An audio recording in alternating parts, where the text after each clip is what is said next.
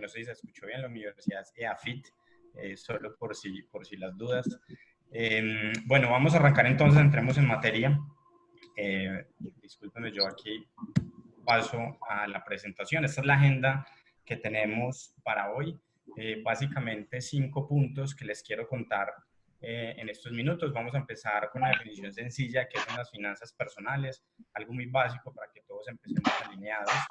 Vamos a hablar también de la versión simple del flujo del dinero, que eso es una de las cosas o los elementos que tenemos que tener más presentes.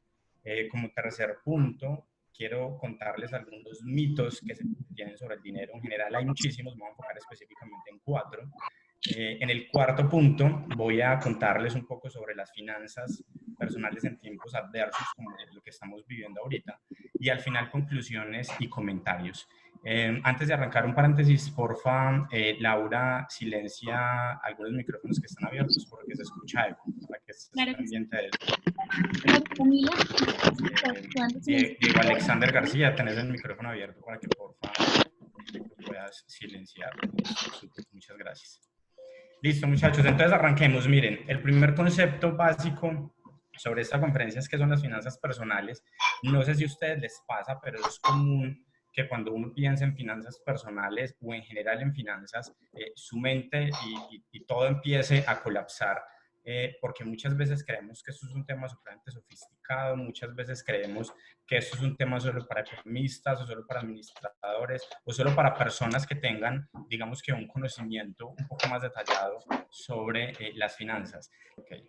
Entonces les decía que cuando nosotros hablamos de finanzas personales, usualmente, sobre todo el término de finanzas empieza a calar mucho en nuestra mente y nos empieza a jugar una mala pasada, porque creemos que esto es un tema muy complejo, creemos que es un tema solo para economistas o solo para personas que estamos de frente en temas financieros, pero eso es completamente incorrecto. Mi mensaje al respecto es que cuando hablamos de finanzas personales, justo lo que no podemos pensar es que esto es ciencia de cohetes. Esto realmente es muy sencillo y mi primer mensaje para todos ustedes es que así lo tengamos que pensar. En ese sentido, yo no sé si a ustedes les ha pasado, me ha pasado a mí con personas cercanas que me preguntan sobre el tema, y es que cuando hablo de finanzas personales con personas que usualmente no conocen mucho de esto, esta es la respuesta típica. Esto que les estoy pintando aquí en la presentación a la derecha. La respuesta típica es: yo soy muy malo para los números. Y esto, digamos que ustedes seguramente son conscientes del tema, y es que los números no son aptos para todas las personas, pero no porque sean exclusivos, sino porque no todas las personas tenemos ese amor por los números. Pero mi primer mensaje sobre esto: las finanzas personales no requiere una ciencia de cohetes, las finanzas personales no requiere una matemática exhaustiva. Entonces las finanzas personales al final del día, que es la respuesta que les tengo aquí abajo, básicamente es la gestión que debe hacer cada persona, usted de manera individual o como familia, para poder presupuestar, para poder gastar, también para ahorrar y, por supuesto, invertir el ingreso con los recursos monetarios. Sigamos con el tema. Al final del día, entonces, las finanzas personales básicamente es la gestión que cada persona debe hacer o cada familia para gestionar varias cosas dentro de su vida financiera. Lo primero es que tenemos que hacer una gestión para poder presupuestar o planificar. Tenemos que tener una gestión para el gasto, eso es súper importante.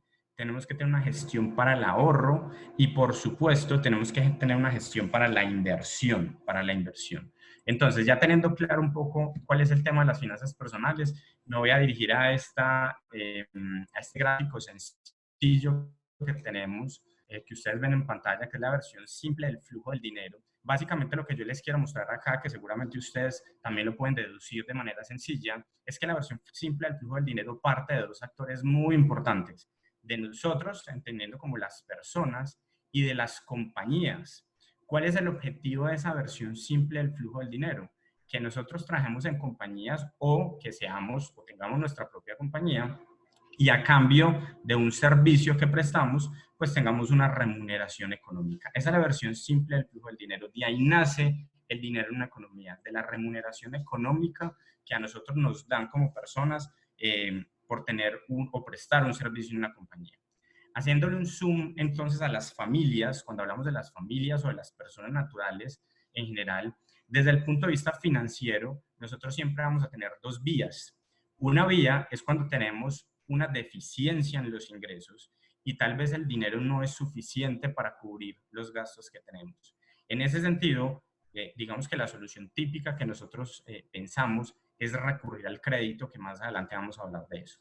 Y el otro camino, desde el punto de vista financiero, es justo lo contrario, y es cuando tenemos un exceso. A esto me refiero cuando tenemos un exceso de dinero que podríamos usar tanto para ahorrar como para invertir. Entonces, esos son los dos caminos desde el lado de las familias. Por supuesto, desde el lado de las empresas, no es ajeno a estos dos caminos financieros. Desde el lado de las compañías también, usualmente sus ingresos no son suficientes y toca recurrir a créditos como una de las primeras fuentes de financiación, pero también por el otro lado, las compañías también tienen excesos de liquidez. Y esos excesos de liquidez que tienen las compañías también son usadas desde el punto de vista de ahorro o inversión. Entonces, teniendo claro de dónde nace ese flujo del dinero, definamos rápidamente esas dos palabras a las que me estaba enfocando en las diapositivas anteriores, y es que ustedes tengan muy claro cuál es la diferencia básica entre el ahorro y la inversión. Lo pueden ir leyendo ahí en la diapositiva. Básicamente lo que yo les quiero decir de manera resumida es que cuando nosotros pensamos en ahorro, es un dinero que estamos guardando y que se destina para un objetivo específico. Pero esa destinación a un objetivo específico no requiere o usted no espera en gran medida que eso genere rentabilidad. Y para poner el ejemplo claro de esto, pensemos en el marranito o en la alcancía que nosotros tenemos para ahorrar en sus casas. Cuando usted ahorra las monedas de 500 o la moneda de 1000, que esa moneda de 1000 y esa moneda de 500 en muchos casos es una joya de la corona porque muchos de nosotros no nos gastamos esas monedas y las ahorramos. Cuando ustedes ahorran esas monedas de 500 o de 1000 en un marranito o en una alcancía, fíjense que ustedes per se no están pensando que eso les va a generar un retorno en el futuro. Ese es el ahorro. Diferente a la inversión. Cuando nosotros pensamos en inversión, también es destinar parte de los recursos que tenemos hoy, pero con un objetivo muy específico. Y es que ese dinero me genere retorno o me genere rentabilidad o me genere rendimientos en un plazo determinado. Entonces, teniendo presente esas dos palabritas, los llevo entonces a un tema muy importante y es la relación que hay entre el riesgo y el rendimiento. Ustedes seguramente saben, conocen que la relación que hay entre el riesgo y rendimiento es muy importante para cualquier tema desde el punto de vista de finanzas personales. Y la razón es la siguiente. Cuando ustedes, desde el punto de vista de inversión, quieren asumir más riesgo, pues van a esperar, por supuesto, un rendimiento mayor. Esa es la expectativa.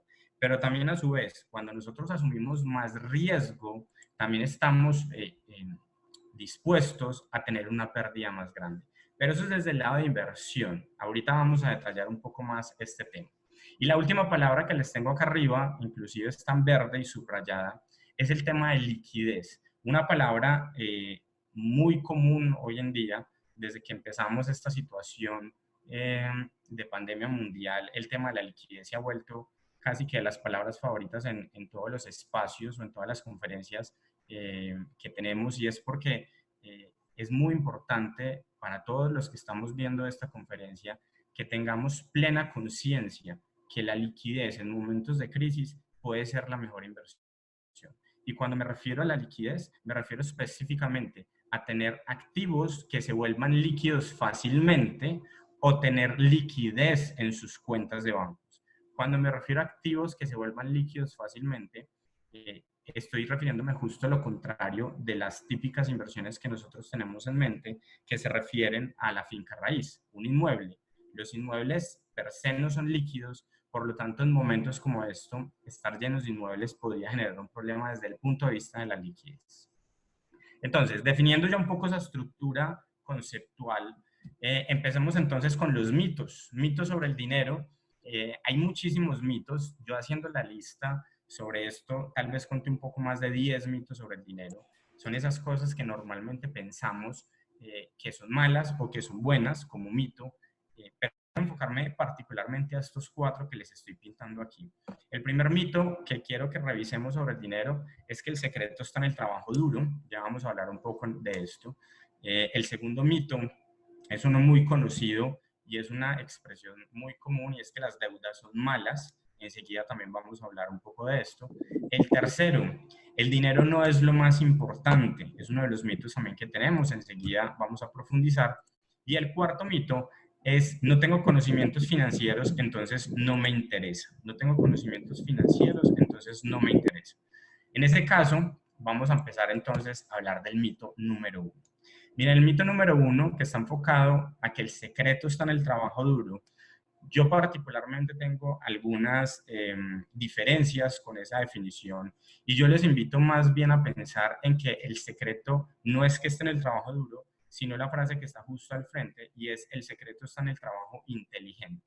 Entonces, hay un diagrama muy conocido también en términos de finanzas personales. Esto no es nada nuevo, no nos estamos inventando la rueda, simplemente se los traigo a colación para que, si lo conoce, lo refuerce, y si no lo conoce, lo tenga presente para ponerlo en práctica.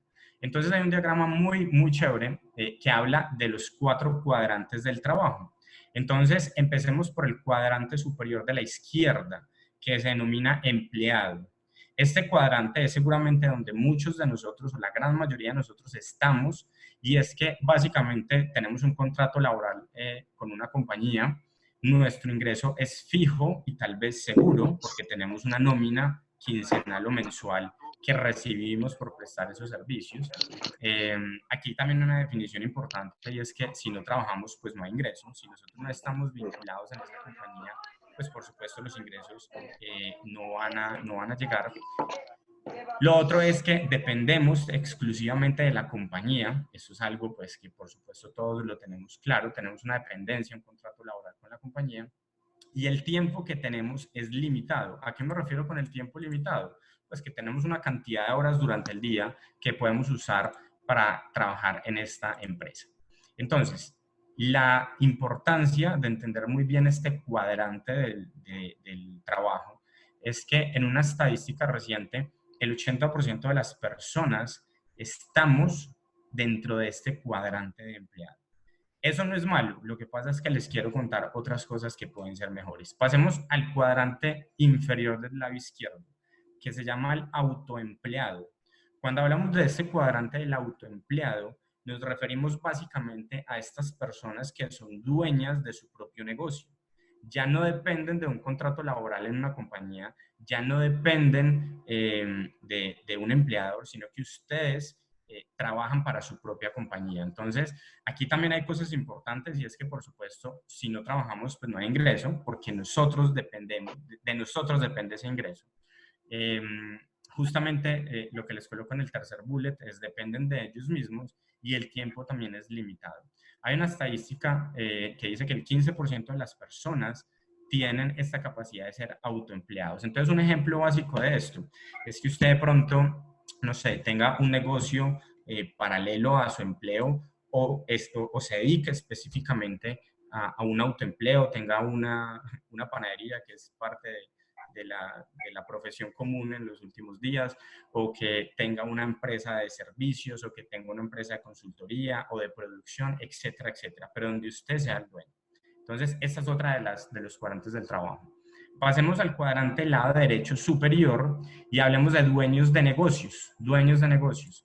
Cuando hablamos de dueños de negocios, en el cuadrante superior, hablamos que el 4% de la población está en este cuadrante. ¿Y qué es un dueño de negocio? El dueño de negocio, un poco complementando al autoempleado, es el que genera un sistema de trabajo, pero que las personas trabajen para él. Entonces, el dueño de negocio no se necesita que usted esté en esa compañía, que usted esté en ese negocio, sino que tiene personas trabajando para usted en ese negocio. Esto, por supuesto, lo que permite es una libertad financiera, pero no una seguridad financiera, y eso es muy importante. Libertad financiera básicamente es porque no dependemos de una empresa, no tenemos una dependencia de esas, no dependemos que nosotros hagamos el trabajo, sino que dependemos que la empresa nuestra nos genere ingresos. Eso es digamos que un cuadrante del trabajo bastante interesante, pero esto también requiere un conocimiento importante para las personas que estén situadas en este cuadrante como dueños de negocio.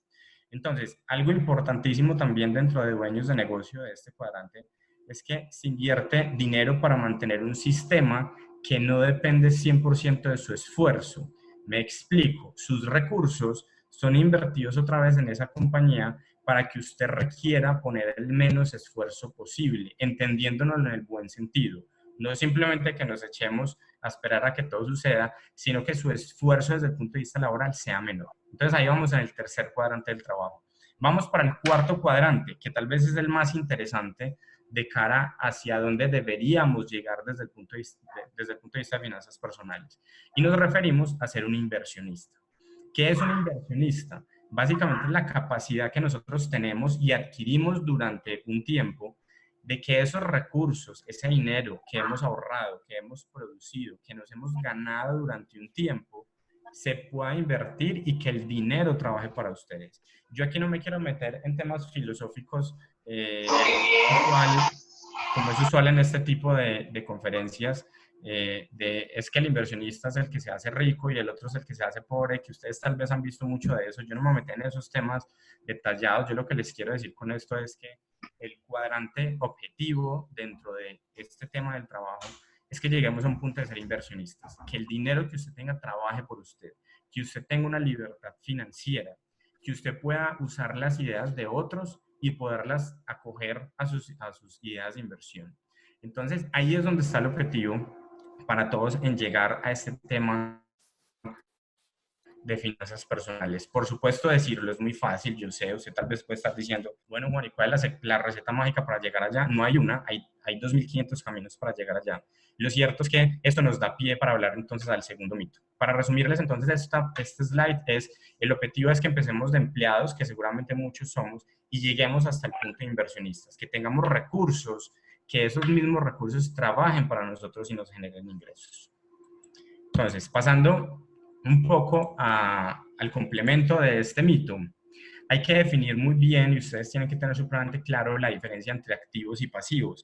Y para esto yo no me quiero referir a un balance general o a un estado de situación financiera de una compañía, no estamos en una clase de finanzas corporativas, pero el tema de activos y pasivos básicamente lo que te dice, y como se los muestra esa imagen de manera sencilla, los activos son los que nos traen dinero y los pasivos son los que nos sacan dinero. Entonces, ¿cuál es el objetivo desde el punto de vista de finanzas personales? Que tengamos más activos que nos generen dinero en vez de pasivos que nos sacan dinero. Ese es el objetivo final desde el punto de vista de finanzas personales. Entonces, esto entonces nos da pie para el segundo mito y empecemos a tenerlo presente. El segundo mito lo relaciono con lo que estábamos hablando en el primero, y es que es muy común decir que las deudas son malas. Esa es una de las frases muy comunes que yo en la práctica escucho un montón. Y realmente lo que yo les quiero decir es que las deudas son malas.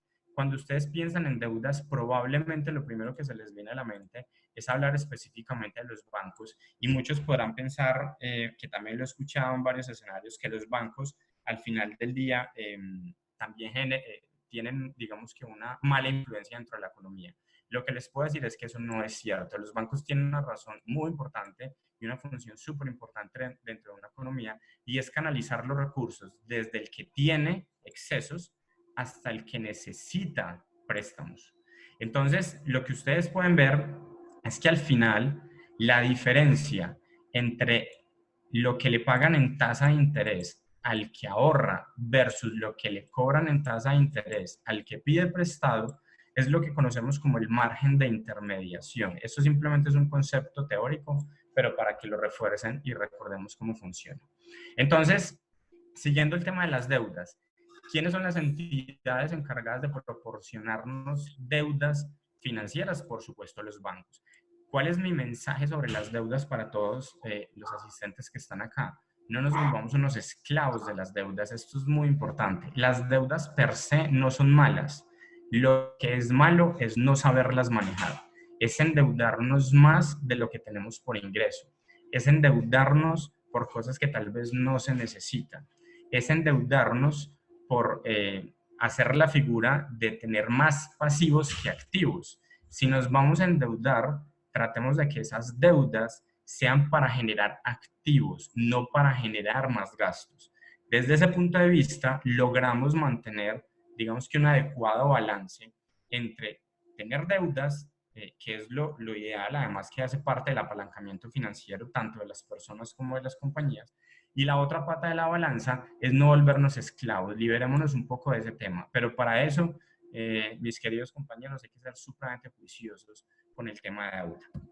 Para eso les quiero mostrar rápidamente cómo funciona una tabla de amortización, sin ánimo de entrar en matemáticas financieras, por supuesto. Yo lo que les quiero mostrar es, miren, cuando usted toma una deuda con una entidad financiera, lo primero que hace la entidad financiera es montarle algo que se llama un cuadro de amortización o una tabla de amortización.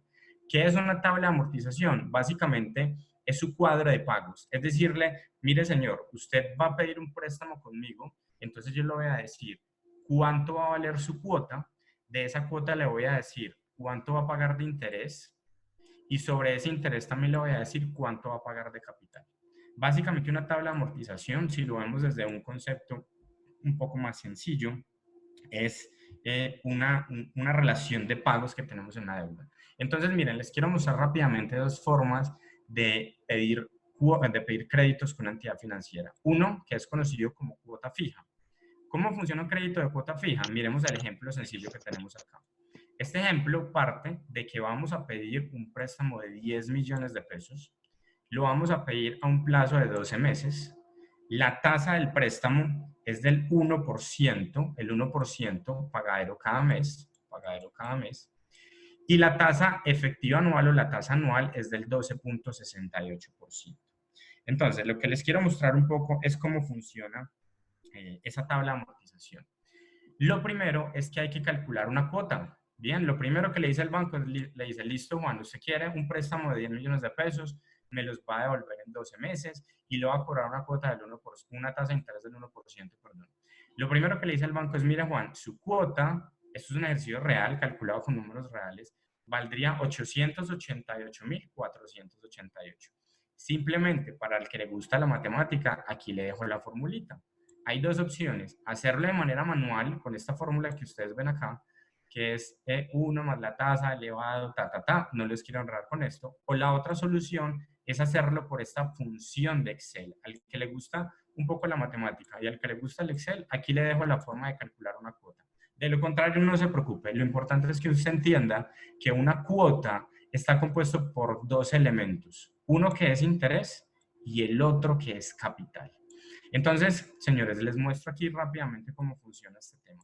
Cuando nosotros tenemos una tabla de amortización con una cuota fija, lo que va a pasar al final del plazo o al final del periodo, en el mes 12, es que nosotros ya no debamos nada, que el saldo en el último periodo sea cero, porque para eso hacemos una tabla de amortización, para eso hacemos una tabla de pagos, de tal forma que periódicamente estemos abonando. Lo que les quiero mostrar es lo siguiente. Miren que al final del periodo nosotros terminamos pagando 661.000 pesos de intereses durante todo el periodo con este ejercicio que estamos haciendo. Y eso tiene varias particularidades. Miremos la gráfica. Les explico gráficamente cómo funciona esta tabla de amortización. Vámonos a la línea amarilla que es la cuota. Miren que la cuota durante el tiempo es fija. La cuota durante el tiempo es fija. Si ven en la tabla del lado izquierdo, su cuota es constante. Vámonos al pago de intereses, que es la barra azul que vemos por acá. Miren que el pago de intereses en el tiempo es decreciente. Cada vez que nos acercamos al plazo final de pago del crédito, usted va a pagar menos intereses. Vámonos a la tabla. Miren cómo en la primera cuota nosotros pagamos 100.000 pesos de intereses y miremos cómo en la última cuota pagamos 8.000 pesos de intereses. En ese sentido, entonces, miren lo que sucede con el abono a capital, que es esta línea como naranjita que vemos en la gráfica. El abono a capital es creciente. Fíjense cómo al inicio del periodo de pagos abonábamos 788.000 pesos a capital y miren cómo terminamos abonando 879.000 pesos a capital. Entonces, el juego entre un interés decreciente en el tiempo, un pago de capital creciente en el tiempo, lo que va a hacer es que mi saldo del capital empiece a caer, por supuesto. porque como cada vez abonamos más a capital, entonces lo que yo le voy debiendo al banco es cada vez menor. Esto es uno de los, digamos que de las tablas o de las formas de préstamo comunes dentro de una entidad financiera, y justamente les quiero mostrar esto porque hay otra forma. Y la otra forma es una tabla de amortización con cuota variable. Una tabla de amortización con cuota variable. Esto también puede funcionar desde la práctica. Usted, un banco, también seguramente le puede ofrecer esto en algún momento. Entonces es importante que lo tenga presente. Miren cómo funcionan las tablas de amortización con cuota variable. Lo primero que se hace es que usted divide el capital entre el número de periodos. Si yo divido 10 millones de pesos entre 12 meses, me da 833.000 pesos. Una división sencillita. 10 millones de pesos dividido 12 meses. Y esto me da 833.000 pesos. Estos 833.000 pesos van a ser el mismo abono a capital durante todo el periodo. Bien. Después de tener claro el abono a capital, yo voy a calcular el interés que voy a pagar por cada periodo. ¿Cómo lo calculo? Muy sencillo. Multiplico el 1% por el saldo de la deuda. Entonces, miren en la primera cuota. El 1% por 10 millones de pesos, pues es 100.000 pesos. En la segunda cuota, ¿qué voy a hacer? Voy a multiplicar el mismo 1%, pero ya no por 10 millones, porque en la cuota anterior yo aboné a capital. Entonces lo voy a multiplicar por 9.166.000. Entonces quiere decir que mi pago de intereses es 91.667. Y así sucesivamente con todos los valores que tenemos acá. En ese sentido, entonces, para calcular la cuota desde una modalidad de cuota variable, usted simplemente suma el interés más el capital. Y la sumatoria de estas dos variables le da la cuota que usted va a pagar. Si ustedes se fijan, la cuota en el tiempo es completamente variable, cambia en cada uno de los periodos. Entonces, la conclusión sobre esto, para todos los que están presentes en esta charla, es la siguiente. Cuando ustedes vayan a pedir una deuda, validen qué modalidad le están dando, si es cuota variable o si es cuota fija. Eso es lo más importante. Y les voy a dar la conclusión. La cuota variable, que es este segundo caso, miren lo que paga de intereses, 650.000 pesos. Miren lo que paga una cuota fija, 661.000 pesos. Entonces, desde el punto de vista de costo financiero para sus deudas, es mucho mejor una deuda con cuota variable. Esa es la parte positiva, lo bueno. Les doy lo no tan bueno o la parte no tan bonita. Y es que si ustedes se fijan, las primeras cuotas, miren que son bastante altas. Empiezan 933.000 pesos, siguen 925.000, 916, etcétera, etcétera. Si usted hace el crédito en cuota fija, miren que las cuotas van a ser de 888.000 pesos. Entonces usted me dice, Juan, pero es que yo no tengo cuota para pagar 933.000 pesos. Entonces no puedes hacer esta funcionalidad de cuota variable, a pesar de que desde el punto de vista financiero sea un poco mejor porque pagas menos intereses. Entonces la conclusión de esto para todos es la siguiente. Tengan presente que las deudas no son malas y tengan presente cómo le liquidan las deudas. Y para tener presente esto, los invito a que profundicen un poco más sobre tablas de amortización. Miren que son ejercicios supremamente sencillos que se pueden entender de manera fácil. Entonces, ¿cuál método prefieren? La respuesta es depende. ¿De qué va a depender? Financieramente, ya sabemos que la cuota variable es mucho mejor. Pero desde el lado de flujo de caja, nos dimos cuenta que la cuota fija es mejor porque la cuota es mucho más bajita durante los periodos. Entonces, primera conclusión. Vamos al tercer mito para ir evacuando estos temas. El tercer mito nos habla de que el dinero no es lo más importante. Frase muy común que yo escucho bastante en diferentes espacios.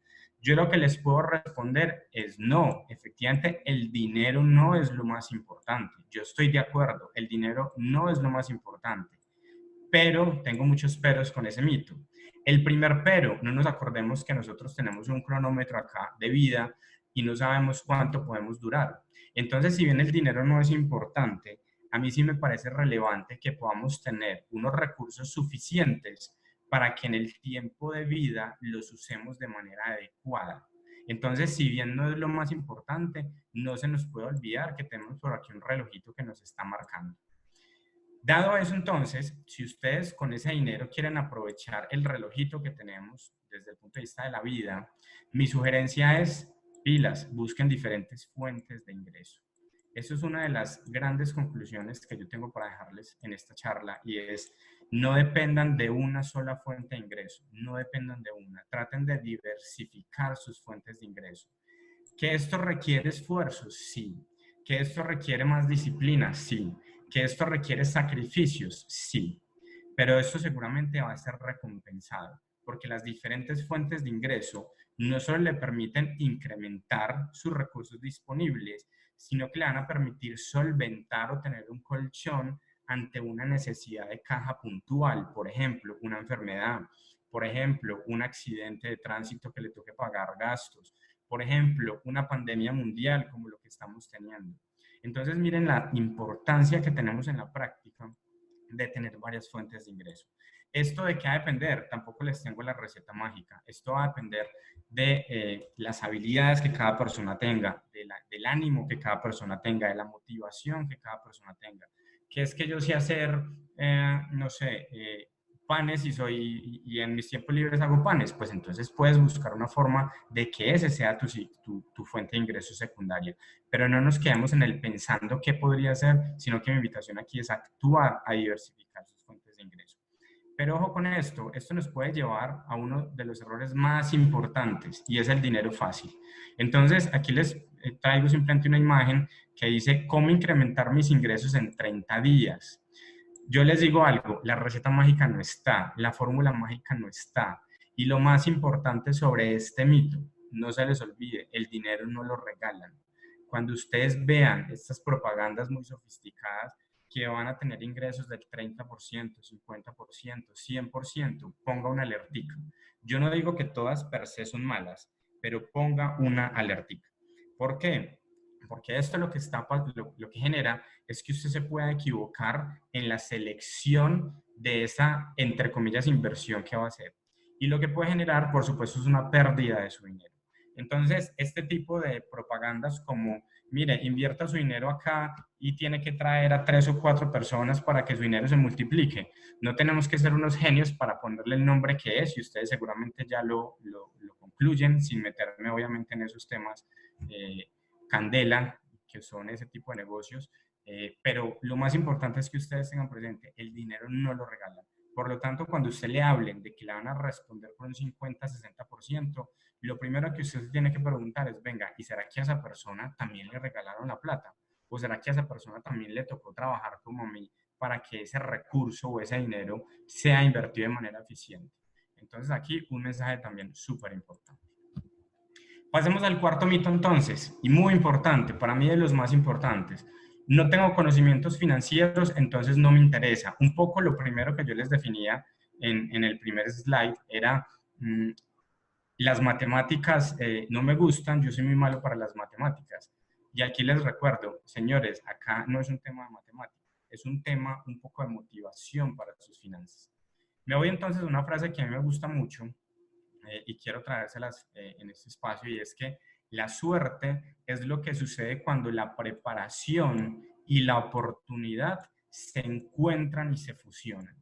La oportunidad puede estar en cualquier momento de su vida, puede estar hoy, puede estar mañana, en 5 años, o pudo haber estado en el pasado.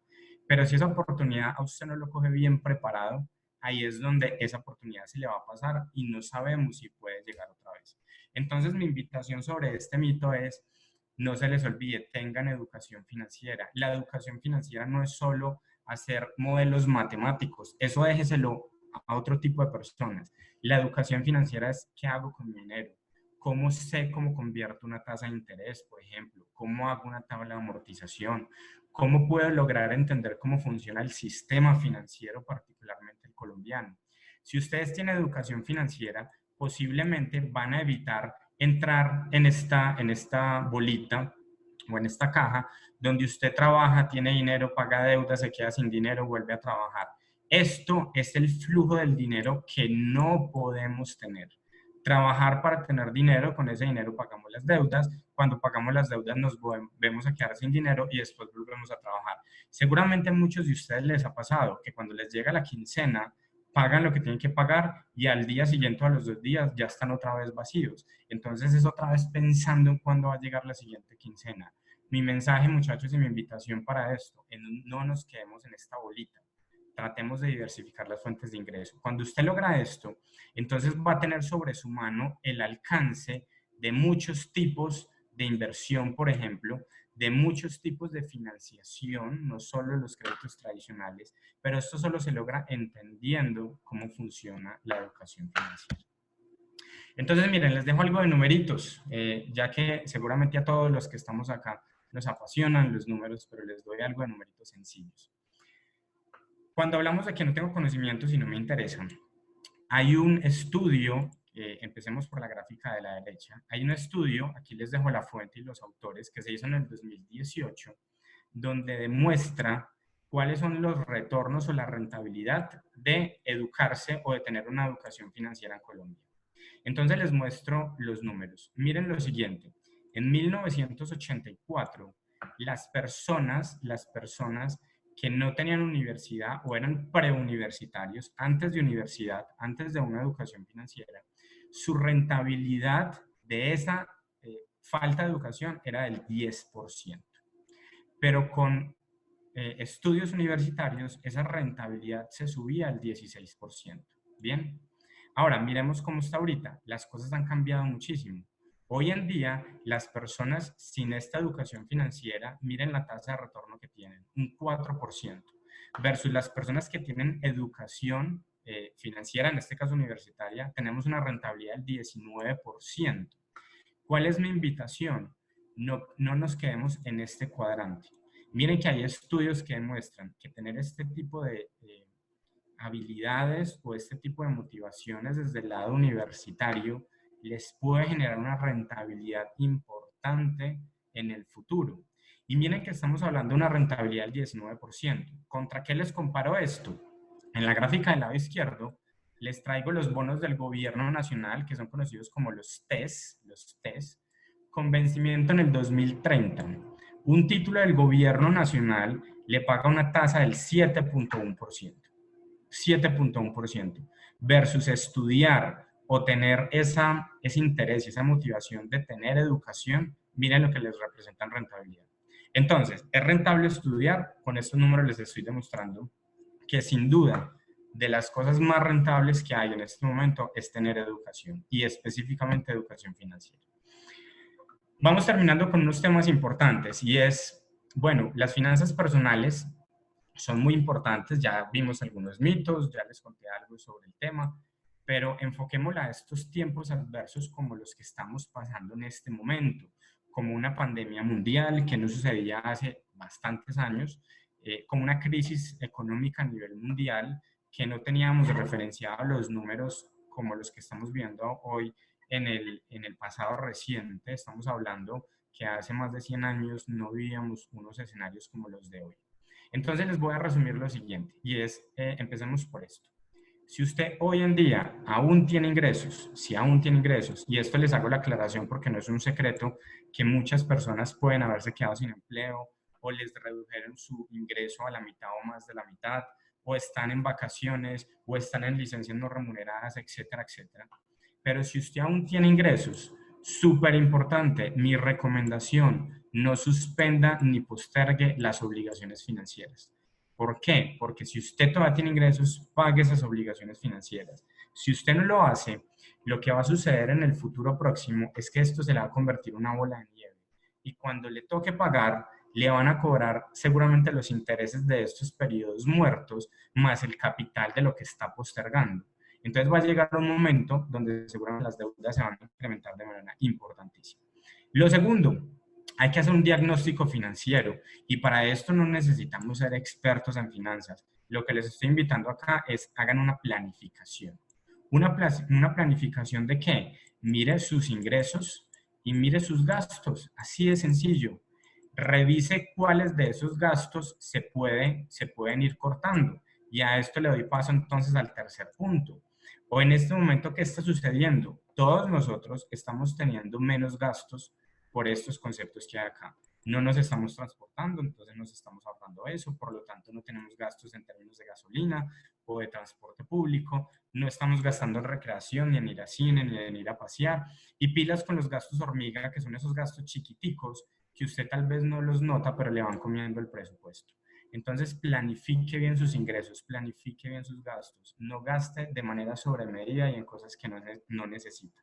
Y ahora, ¿dónde sí están incrementando los gastos? En mercado, por supuesto.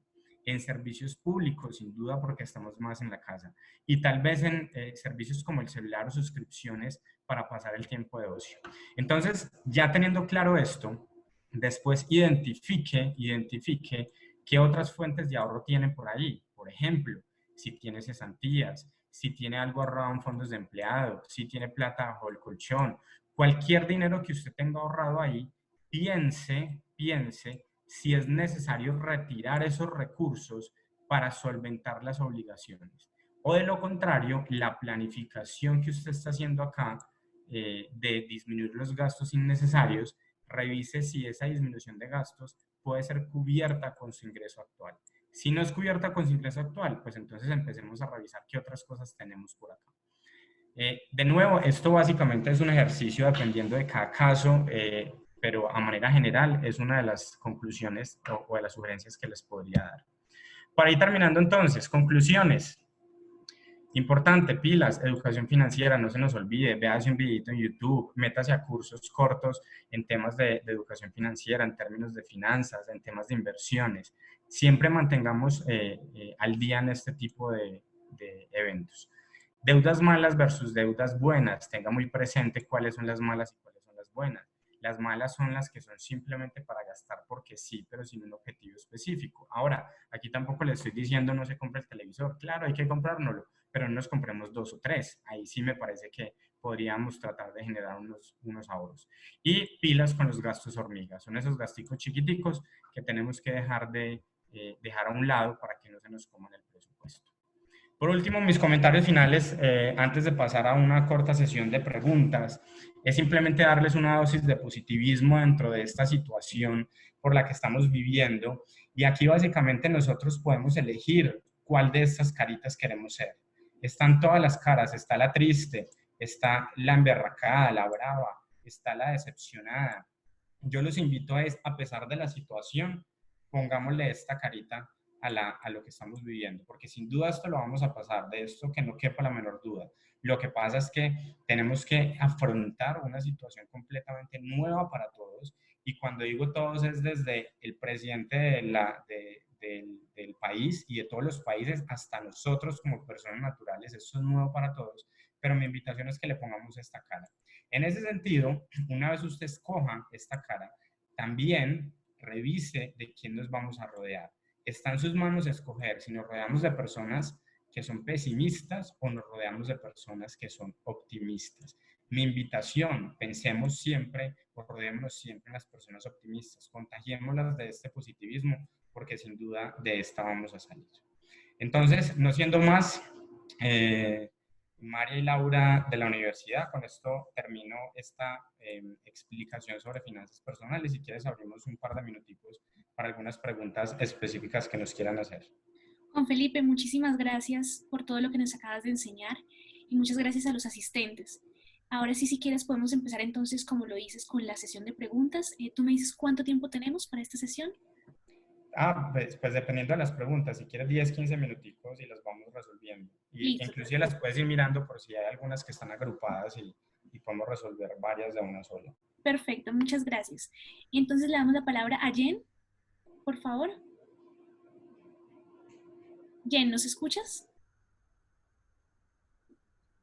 Un minuto, por favor. Hola Laura, regálame un segundo, ya le doy micrófono allá. Muchas gracias, María Camila. Las personas que tengan sus preguntas pueden levantar la mano en la parte de participantes. Ustedes tienen diferentes iconos y ahí pueden levantar la mano y con mucho gusto les damos la palabra. Exactamente, tal cual como lo están haciendo. María Camila, me avisas cuando ya le hayamos dado la palabra. Muchas Lau, gracias. no la encuentro. ¿Tú me confirmas el nombre completo para poder darle micrófono, por favor? A las personas que acaban de levantar la mano, si te parece. A cualquier persona que haya levantado la mano, podemos empezar con la primera que haya levantado la mano. Ok, entonces vamos con José Alejandro. José Alejandro.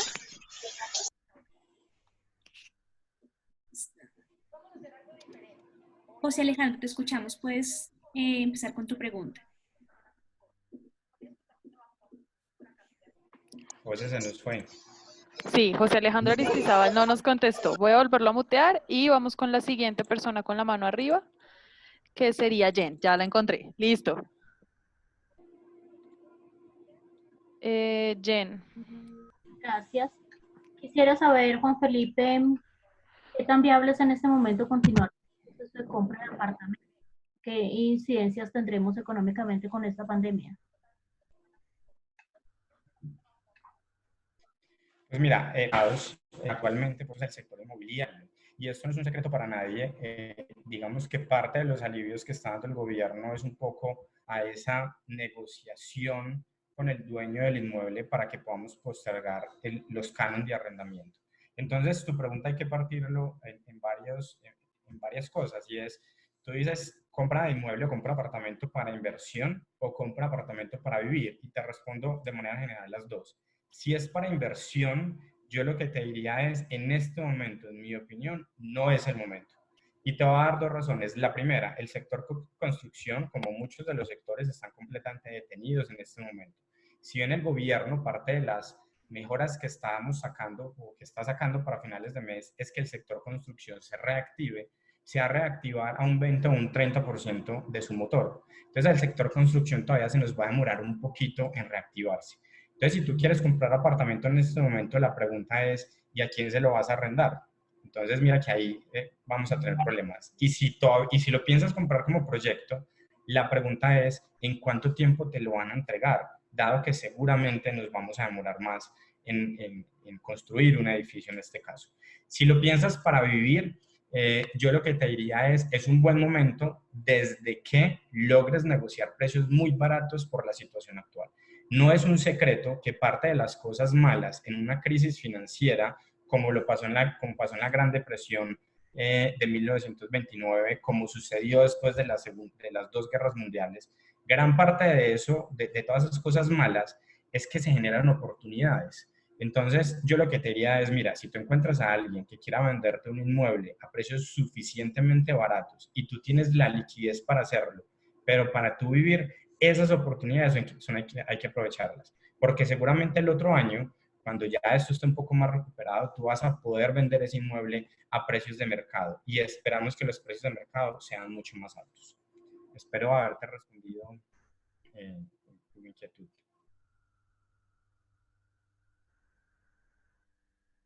Listo, María y Lau, ¿qué otra pregunta? Excelente, Listo, Felipe. Podemos seguir, María Camila, con la siguiente. listo. Vamos con Iván Felipe. Ya tiene el micrófono activado. Gracias, buenas tardes. Quisiera saber, una persona con ingresos promedio es 2 salarios y que tenga la oportunidad de hacer una especie de inversión, ¿en qué se podría invertir ese dinero para que no se vuelva plata de bolsillo o se convierta en gastos hormiga? Digo, Qué buena pregunta, promedio. Iván. Perfecto, te cojo perfectamente lo que quieres decir. Gracias por tu pregunta, Iván. Miren, independiente de su nivel de ingresos, sea de un salario mínimo, 2, 3, 10, lo que sea, mi respuesta es muy clara y muy sencilla. En mi opinión, la mejor alternativa de inversión para montos pequeños, y pequeños es muy relativo, pero para los montos que tal vez estamos hablando de personas promedio como todos nosotros, son los fondos de inversión colectiva. Los fondos de inversión colectiva. Lo pueden googlear, péganle una cacharradita a los fondos de inversión colectiva. Son básicamente, un fondo de inversión colectiva es una canasta, pensémoslo como una canasta, donde muchos inversionistas colocan o invierten plata en esa canasta, y esa canasta, que está llena de recursos o de dinero, es administrada por un equipo de inversión profesional. Ese equipo de inversión profesional está bajo una entidad que se llama Sociedad Comisionista de Bolsa o una fiduciaria, que es un poco más conocida. Entonces, En los fondos de inversión colectiva, Iván, y para todos, inclusive usted puede empezar a invertir desde montos cercanos a 50.000 pesos. No hay que pensar que las inversiones en Colombia son para montos exageradamente grandes. En los fondos de inversión colectiva podemos llegar con montos bastante bajitos a participar en un mercado financiero. Y les voy a poner un ejemplo muy específico, sin ánimo de hacer propaganda, pero seguramente es el que más conoce. Tal vez muchos de ustedes conocen la Fiducuenta de Bancolombia, que es este fondo paralelo a nuestra cuenta de ahorros, donde inclusive ustedes desde la página pueden trasladar recursos. Esa Fiducuenta es un fondo de inversión colectiva. Ahora, Iván, y para todos, por supuesto, esas inversiones en ese tipo de fondos conservadores no les va a triplicar la plata, pero sí va a hacer que ustedes tengan un manejo eficiente de su liquidez, por lo menos que cubran la inflación, que eso es parte de los objetivos financieros que uno tiene, cubrir por lo menos la inflación. Pero más importante, que seas juicioso en el ahorro, porque si tú dejas esa plata en tus cuentas de ahorro, tienes un incentivo, una tentación o un diablito hablándote en que te la gastes. Y eso no es fácil de controlar. Entonces, mi sugerencia para resumirte, fondos de inversión colectiva, sea a través de sociedades comisionistas de bolsa o a través de fiduciarias, y esto les permite entrar con montos bien bajitos. Gracias, Iván, por tu pregunta, muy Muchas interesante para gracias. todos. Ahora vamos con Lenny Ramírez. Lenny, ya tienes el micrófono activado. Bueno, es para hacerle una pregunta a Felipe, él habla de banco, pero pues lo hago como personal. Por lo menos yo siempre he manejado cooperativas y Lenny, se te la está verdad, escuchando pasito. pues que le digo que usted Listo. siempre ya Sí, ahí ya. siempre has hablado de bancos, pero Sí. hay otros fondos como las cooperativas donde son pues a muy baja rentabilidad y te prestan pues unos espacios familiares y bueno, a nivel Así es. económico, créditos, ahorro, súper. Por lo menos yo a los bancos les temo, o sea, me da mucho temor porque es como uno casarse toda la vida con un banco. En cambio, en la cooperativa tú tienes muchas opciones y tienes una Perfecto. tasa de interés más baja. ¿Tú qué opinas de eso? Tienes toda la razón, Lenny, gracias por tu complemento con este comentario.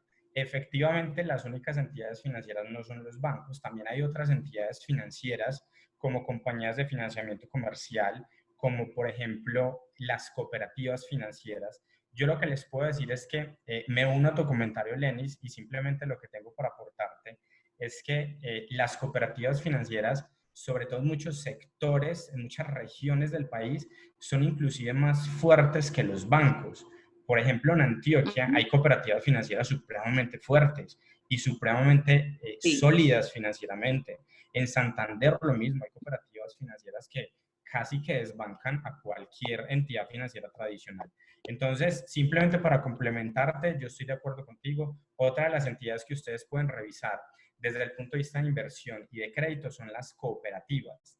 Pero miren que la entidad, digamos que yo diría depende de gustos. Tú dices, Lenis, a mí no me gustan mucho los bancos, otro puede decir, a mí no me gustan las cooperativas, esto es válido.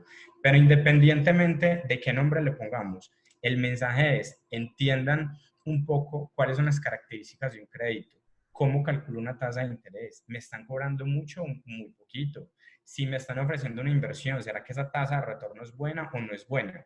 Ahí es donde viene, digamos que mi gran mensaje sobre la educación financiera. Pero sin duda, mi mensaje principal para cerrar tu comentario es las cooperativas también son una entidad súper importante dentro de todo el esquema financiero colombiano. Listo, perfecto. Ahora le damos la palabra a Daniel Mora. Daniel, ya tienes el micrófono activado. Sí, buenas tardes. Oye, tú hablas mucho de que hay que cambiar de cuadrante. ¿Cuál sería la mejor manera para cambiar de cuadrante según lo que tú explicabas al principio? Mira, yo creo que no hay una receta mágica para esto, no hay un ABC, no hay un 1, 2, 3, pero te voy a dar mi opinión. Yo creo que todos, partiendo de escenarios normales, y cuando digo escenarios normales es que usted no sea una persona que hayan recibido una herencia grande o que su familia, etcétera, etcétera, partiendo de una persona normal que empiece desde cero a generar ingresos. Yo creería que casi que en principio es necesario tener una experiencia laboral como empleado. Entonces, en mi opinión, el primer paso, ser empleado, es importante. ¿Por qué? Porque eso te forma, eso te da carácter, eso te genera, digamos que una visibilidad corporativa. ¿Cuál es el objetivo de esto, un poco desde el punto de vista financiero, a tu pregunta? Y es, somos empleados, no pasa nada. ¿Cómo llegamos al siguiente cuadrante de ser autoempleados? Ahí la pregunta para ti y para todos, que se la respondan de manera personal, es, ¿qué habilidades tienen ustedes que no requiere o que no sea necesario que sean empleados de esa compañía? Entonces, les voy a poner un ejemplo. Yo en este momento soy empleado de una compañía aseguradora, pero paralelamente, entonces están las clases, están conferencias, están asesorías. ¿Qué habilidades tienes aparte de eso que no requieres estar pegado de un empleado?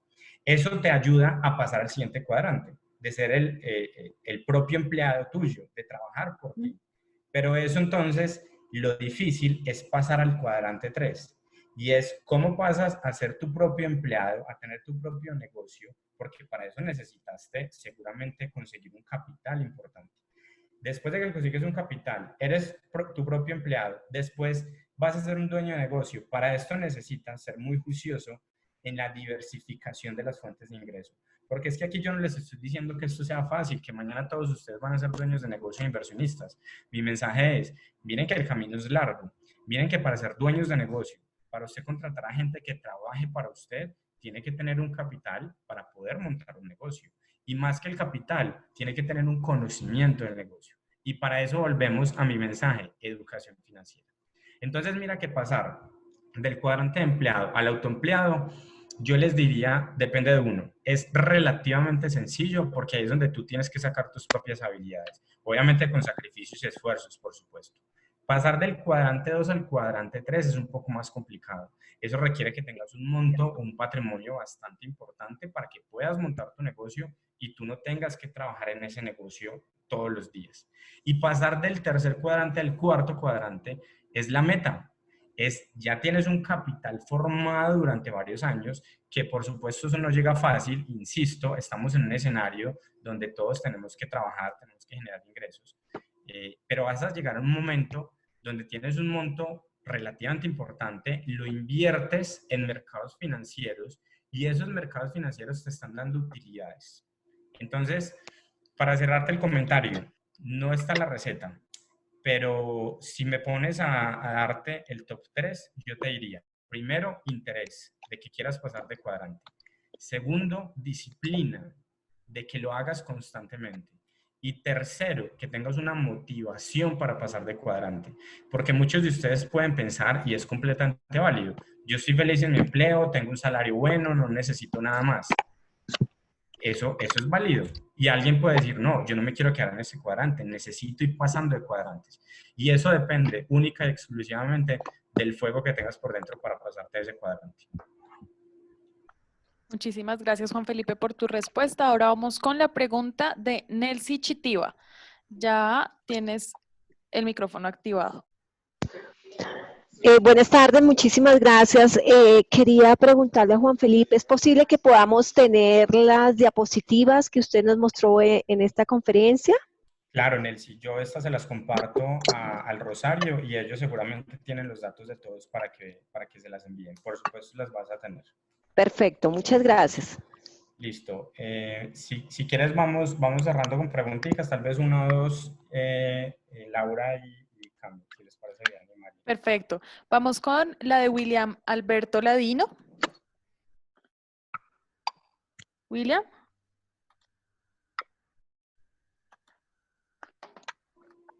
Sí, buenas tardes. Juan Felipe, quisiera preguntarle si yo soy poseedor de una finca raíz, ¿es buena idea realizar inversión para todo el tema agrícola? Si eres poseedor de finca raíz, pero William, no te entiendo. O sea, ¿tienes una finca y quieres invertir en eso o tienes un inmueble cualquiera y te quieres pasar al otro sector? Pues tengo una finca. Quisiera saber si es viable invertir digamos, en el sector agrario. Pues mira, ¿Es viable? Gran parte de los sectores que en este momento particular de coyuntura, llamémosla, de coyuntura de salud y económica, uno de los sectores que más tiene que sacar la cara en estos momentos es el agrícola, porque mira que el principal gasto de todos los que estamos acá presentes en esta conferencia, que hay 268 personas, el principal gasto que estamos teniendo es ¿cuál? Mercado, comida. Entonces yo te diría, sin duda, eso es uno de los negocios que más tiene que sacar la cara en esta situación de crisis. Ahí la pregunta es, bueno, tú tienes una finca y te quieres meter en estos temas agrícolas. Volvemos a la educación financiera. ¿Tienes claro qué puedes hacer? ¿Tienes claro cómo hacerlo? ¿Tienes claro cómo funciona el negocio? Eso hay que pensarlo antes de la planificación.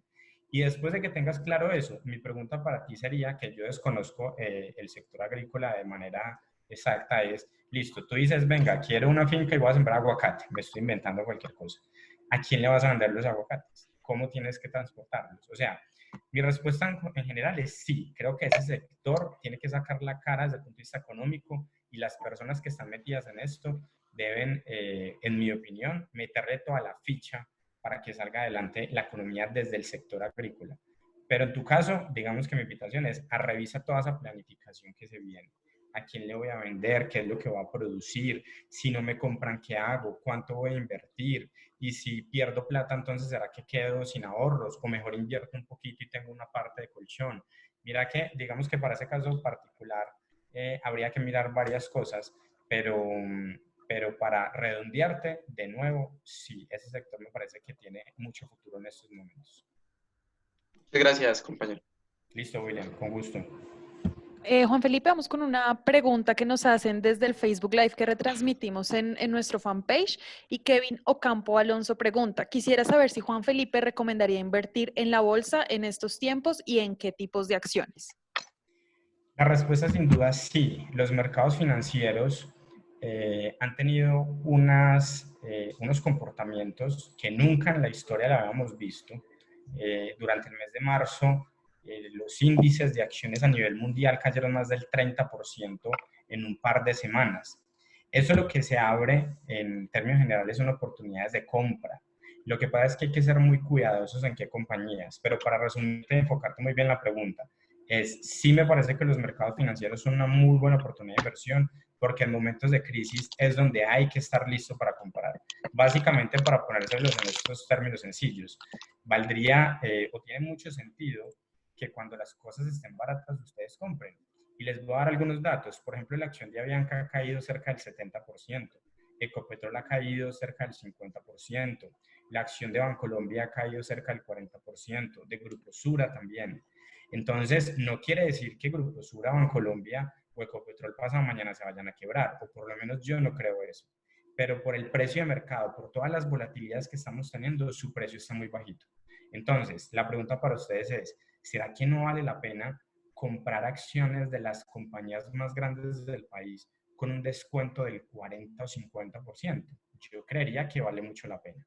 Ahora, ¿en qué acciones? Ahí sí me la pones más difícil, pero yo lo que te diría es, hay que mirar las compañías que tengan dos características particulares. La primera, que sus ingresos ante la situación actual no dependan exclusivamente del peso colombiano. Me explico. Lo ideal es que busquemos compañías que tengan ingresos en otras monedas, específicamente en dólares. Y te voy a poner un ejemplo. Un ISA, para darte nombres específicos. Una compañía como ISA, que es la comercializadora de energía, es una compañía que tiene una diversificación en líneas de negocio en varios países de Latinoamérica. Entonces sus ingresos vienen en dólares y tenemos una tasa de cambio evaluada a 4.100 pesos, pues ya de entrada ellos están ganando desde ese lado. Y para redondearte, otro de los sectores que a mí me parece que tienen mucho sentido en estos momentos de crisis es el sector de servicios públicos, porque los servicios públicos sí o sí tienen que seguir funcionando y además en muchos casos están regulados y digamos que financiados por el gobierno. Entonces son compañías que pensando en la sostenibilidad de su negocio seguramente les va a ir muy bien. Entonces, empresas que dependan de ingresos diferentes a peso colombiano, ejemplo dólar, y empresas de servicios públicos, me parece que es donde hay que ponerles el foco. Por supuesto, empresas que tengan mucho más riesgo, como de transporte, por ejemplo, esas Si bien hay que mirarlas como una oportunidad de inversión, hay que mirarlas con cuidado y con pinzas, porque si bien hoy una Bianca puede estar al 70% menos en su precio, nadie nos dice que no pueda caer más. Pero si a Bianca sube ese 70% que subió, básicamente en matemáticas de tiendas, si tú inviertes 100 pesos, vas a ganarte 70 pesos de rentabilidad, pensando en que se recupere a esos niveles. Entonces ahí te di algunas opcioncitas de inversión en acciones para que las tengas presentes. Muchísimas gracias, Juan Felipe. Vamos con una pregunta más. Viviana Sánchez desde Zoom. Ya tienes el micrófono activado.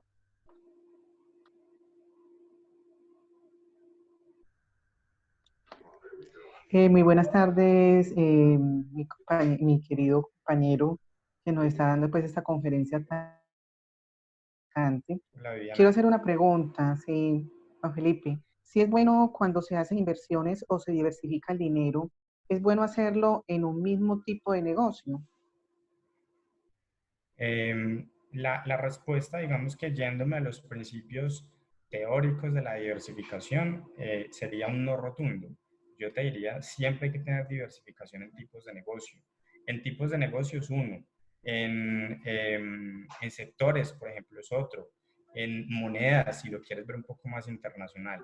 Siempre la diversificación va a ser el punto clave de las inversiones en cualquier caso que tú lo revises. Y ahí es donde está la típica frase que estoy completamente seguro que todos la han escuchado y es: no ponga todos los huevos en la misma canasta. Básicamente lo que te dice es, si vas a pensar en un negocio, trata de que no todos tus recursos vayan enfocados ahí. No estoy diciendo que sea malo, pero tratemos de que no sea así. ¿Por qué? Pensemos en lo siguiente y te pongo un ejemplo particular.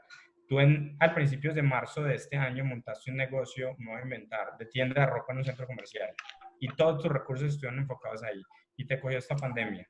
Todos tus recursos están completamente congelados en un solo negocio. Si hubiéramos tenido diversificación, tal vez no hubieras tenido tanto efecto.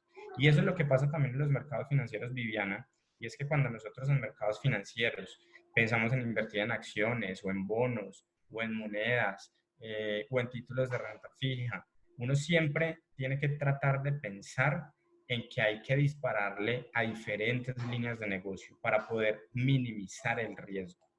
Ahora, para resumirte el comentario, si tu posición es asumir riesgos, yo te diría no diversifiques.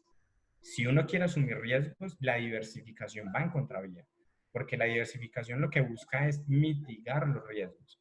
Pero si tu posición es, yo le voy a meter toda a este negocio y me le voy a ir con toda, pero tú teniéndolo claro, pues no diversifiques porque ya tienes claro tu inversión. Entonces mira que eso va a depender. Yo te resumiría mi respuesta en tu estómago, en tu apetito de riesgo, en qué tan resistente eres de colocar todos los huevos en una canasta o en diferentes canastas. Juan Felipe, no, a lo que yo me refería era, yo tengo, por ejemplo, un negocio, ¿sí? Sí. De distribución de medicamentos y quiero poner otro. Si es bueno, o sea, invertir en el mismo tipo de negocio. Pues mira, yo desde el punto de vista de teoría financiera te diría, ¿qué te parece si miras otra línea de negocio para que no todo esté concentrado en ese tema de distribución de medicamentos? Eso podría ser bastante interesante.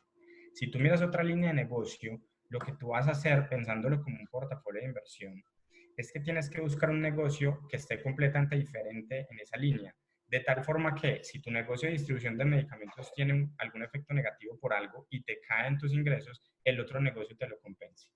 Esa es la idea. Ahora, tú perfectamente me puedes decir, Juan, pero es que yo le quiero meter toda la ficha a la distribución de medicamentos porque yo veo que ahí está el futuro del sector. Perfecto, eso también es válido. Pero lo importante, Viviana, es que tú seas consciente que estás asumiendo mayor riesgo. Ser consciente de eso no es malo. Y no sé si con esto te concluyo tu comentario y te resumo. ¿Cómo se define el riesgo en términos sencillos? Piensen en lo siguiente. Ustedes entran a una habitación que tiene la luz apagada, no ven absolutamente nada, pero ustedes saben que dentro de esa habitación hay muchas cajas regadas y si ustedes entran sin ver se pueden tropezar. Entonces, ¿dónde se mitiga el riesgo? Prenda la luz. Al prender la luz no le quita las cajas, pero vas a poder ver dónde te puedes tropezar. Mi mensaje con lo que te estoy diciendo es, prende la luz de tu negocio. Si tú teniendo claro los riesgos y apuestas al tema, vete con todo. pero de lo contrario, trata de diversificarlo y vete o pégate un poquito más a la teoría exactamente, a la teoría de portafolios, que es diversificar. Yo te hago otra pregunta y aprovecho el momento. ¿Cuál sería en este momento el negocio más rentable? Uy, Viviana, esa sí está supremamente difícil porque en este momento todos los activos, si lo pensamos desde el punto de vista de activos financieros o del sector real, todo está detenido. Entonces, ¿cuál me parece a mí que es un negocio hoy en día que funciona muy bien? Las tiendas de barrio, me parece que las están sacando del estadio.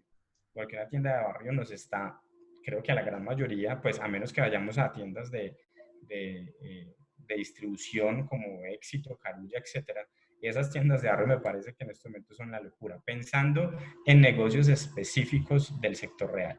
Si me voy un poco a mercados financieros, yo te diría, la mejor inversión es muy difícil darte esa respuesta, pero te diría que una muy buena inversión puede ser partida en dos. En acciones, porque están muy baratas, y en algunos fondos que se denominan fondos de capital privado, que son inversiones pensadas a muy largo plazo y te pueden generar retornos por encima del 20%. Pero ese tema de fondos de capital privado, si nos vemos en otro espacio, tal vez un poco más de inversiones, lo podemos profundizar. Entonces, qué pena, Vivi, no poderte dar esa receta mágica en este momento, pero es muy difícil. Si yo la supiera, creo que los portafolios que yo administro estarían supremamente positivos, pero te las podría resumir en esas dos. Juan Felipe, de verdad que muchísimas gracias por este espacio. Todos hemos aprendido un montón de ti. De verdad que muchas gracias por esa habilidad para poder conectarnos con conocimientos que tal vez son difíciles de entender, llevarlos a la práctica y poderlos entender muy fácilmente. Entonces, a todos los asistentes les agradezco mucho por este espacio y por haber asistido a nuestra invitación. Les quiero recordar que desde el Laboratorio de Finanzas vamos a tener más eventos similares a este. Nos pueden seguir en todas nuestras redes sociales. Y también recordarles que el Laboratorio de Finanzas es un punto oficial de la Bolsa de Valores de Colombia. Esta charla hoy la hicimos con Juan Felipe en representación de la Bolsa también. Y quiero darle la palabra ahora a Alejandra, que es de la Bolsa de Valores de Colombia, quien les quiere dar una información importante. Al final les voy a dejar mi correo proyectado en pantalla por si de pronto quieren que les enviemos el material que Juan Felipe va a compartir con ustedes y no se inscribieron previamente al evento. A todos un cordial saludo y Alejandra, te doy la palabra. Gracias. Laura, muchas gracias. Buenas tardes a todos. Me presento, soy Alejandra Rivera, hago parte del equipo de educación de la Bolsa de Valores de Colombia. Antes de cualquier cosa, agradecer a Juan Felipe Cardona como uno de los mejores conferencistas que manejamos y adicional agradecer al espacio y tiempo que ustedes dedican a este tipo de capacitaciones en donde pueden aprovechar el tiempo para mejorar su visión acerca de las finanzas que pueden manejar de forma personal. Desde Bolsa de Valores, como ya lo dijo Laura, manejamos un... Se te cortó, Alejita. Tener un contacto con cada uno de ustedes y queremos darle una invitación de la mano con la Universidad del Rosario para contarles que si quieren seguir capacitándose puedan hacerlo a través de la Bolsa de Valores de Colombia. Nosotros contamos con una página que es Tienda BBC, www.tiendabbc.com.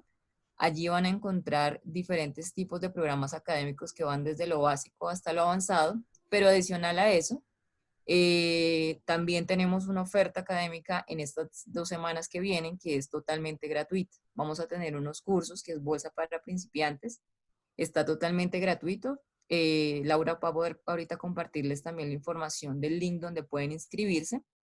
Y la siguiente semana comenzaremos con otro que es cómo puedes planear tu futuro con la bolsa, que va muy de la mano con la charla que estamos haciendo en este momento. Entonces, los invito a que puedan seguir capacitándose, que sigan aprendiendo un poco más de este tema y muchísimas gracias por su participación. Gracias a todos, que tengan un excelente día y espero verlos en otra conferencia similar. Mil gracias. Muchas gracias, Juan Felipe. Un abrazo. A todos les voy a proyectar en este momento el correo del laboratorio por si tienen preguntas. También lo que acaba de mencionar Alejandra va a estar reposteado tanto en las redes de la Bolsa de Valores de Colombia como en las redes de la Facultad de Economía de la Universidad del Rosario. Entonces los invito a seguir nuestras redes en LinkedIn, Facebook, Instagram. Nos pueden encontrar y ahí van a poder encontrar la información que les acabamos de mencionar y de todos los eventos que tendremos en los siguientes días. Así que les dejo en la pantalla mi correo y a todos muchas gracias. ¿Ya ven mi correo?